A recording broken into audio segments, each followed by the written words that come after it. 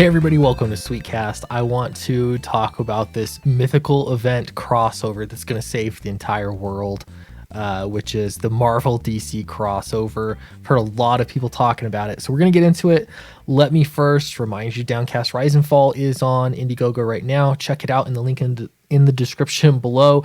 It's been really cool to see sales actually picking up on this book. That's been kind of surprising and pleasant surprise, so I'm grateful for that. We're working through this book. We're over halfway finished with it and picking up steam, so I don't know, I'm just looking forward to getting this book out to everybody. Okay, so getting into the story of the day, Marvel versus DC in this pandemic, how the comic book industry is battling COVID-19. Now, this is from a local newspaper, Tezzeret News. For me, it's local, and so I'm kind of surprised that they're even addressing it. And they're saying this is how the comic book industry is battling COVID-19. Now, that's not true. The comic book industry is not battling COVID-19.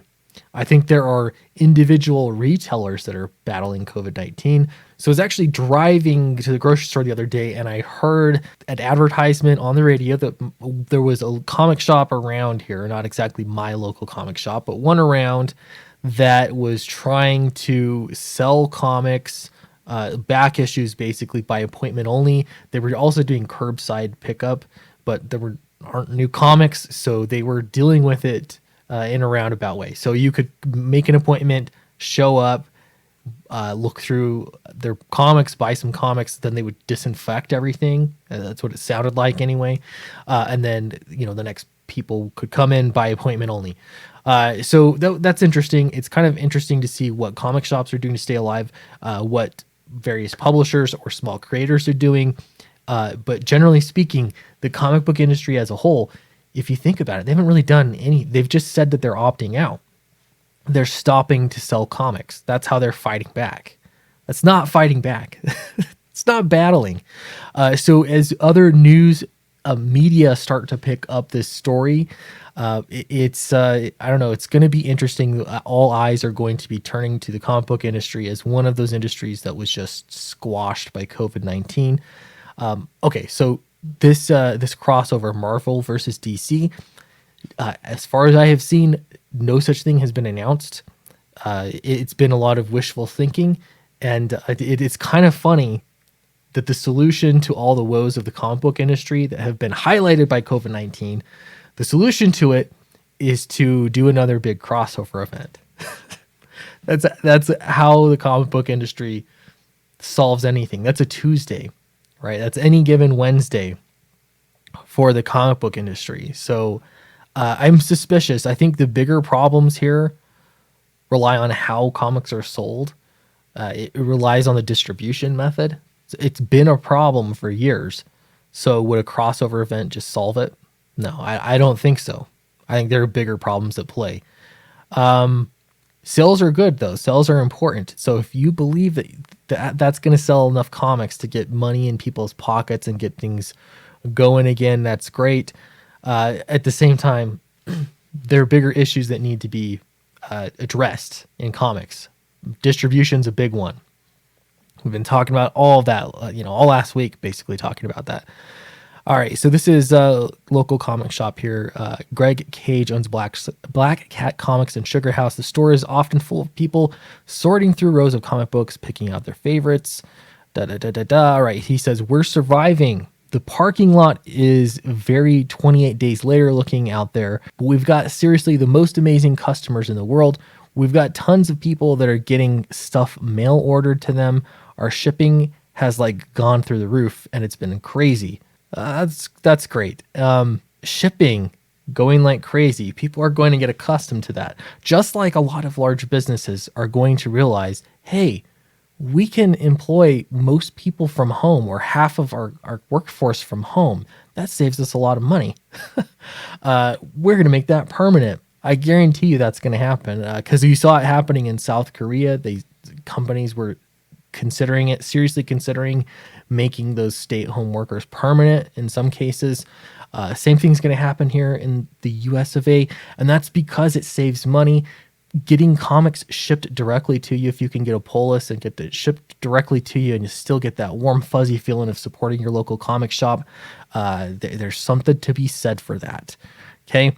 There's another major issue for Black Hat Comics, one that has hit the comic book stores across the country. Diamond Comic Distributors, the main distributor for the all-new comic books, has stopped all shipments of new comic books to stores amid the coronavirus shutdown, according to Forbes, according to Diamond themselves. But Diamond Comics, again, it's going to get entangled. So much of this is going to get entangled with coronavirus, but it was beyond that. Again, the problem goes deeper. All right, the shutdown could impact more than 2,000 shops across North America and hundreds more throughout the world. So how do you save comics? Here you go. How to save comics. You know what was funny to me is like 6 months ago, that was a meme. Saving comics was a meme. And people were making fun of anyone that said, hey, we've got to save comics. Now it's just common. Oh, well, we got to save it from the coronavirus. That's it. That's all. All right. It's been almost 25 years since DC Comics and Marvel Comics combined for a mega crossover event. And now the American comic book fandom wants it to happen again, especially with the coronavirus keeping people out of the comic book shops. Now, I don't know if I'm not your typical comic book customer. I just don't care. A DC Marvel crossover event means nothing to me. I just don't care. That's not, it's just like another event. But I don't know. You let me know what you think in the comments, but I just don't see that happening. Is there going to be a bump in sales? Yes. Just like there would be for any major event that people are interested in. You know, I'd say a good event. But is that going to fix the distribution model? No. Is that going to fix the way that comic book creators constantly try to alienate their fans? No. I don't think so. I don't see that happening.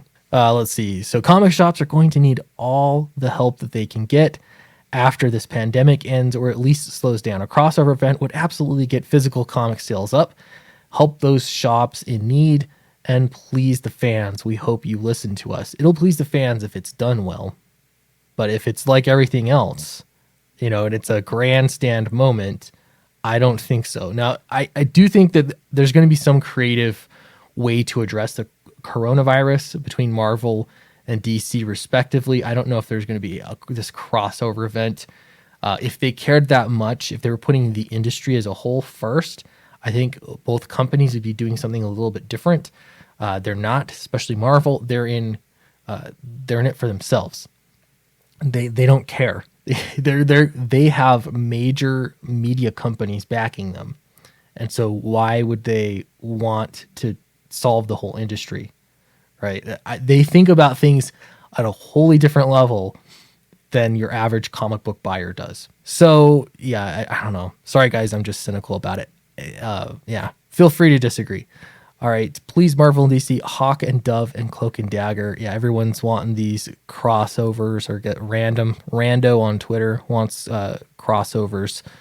Let's see. And industry leaders are supporting the idea too. Comic book stories are much more in the mainstream now because of recent films and television shows. Now, you think it would have helped in the last, 15 years that comic book movies have been destroying all box office numbers and just taking money hand over fist. You'd think that would help. So now they bring it up here. Again, this is just Normie News, the Normie News Network. They're like, hey, comic book properties do so well in films. They would sell well, especially if you did some kind of crossover. You have to understand, comics are selling all the time, or they had been selling all the time, all throughout the past 10 years. It didn't matter. It didn't make a bump in sales. It didn't make a bump in new readership. And that's because comic books are difficult for new people to get into. It is.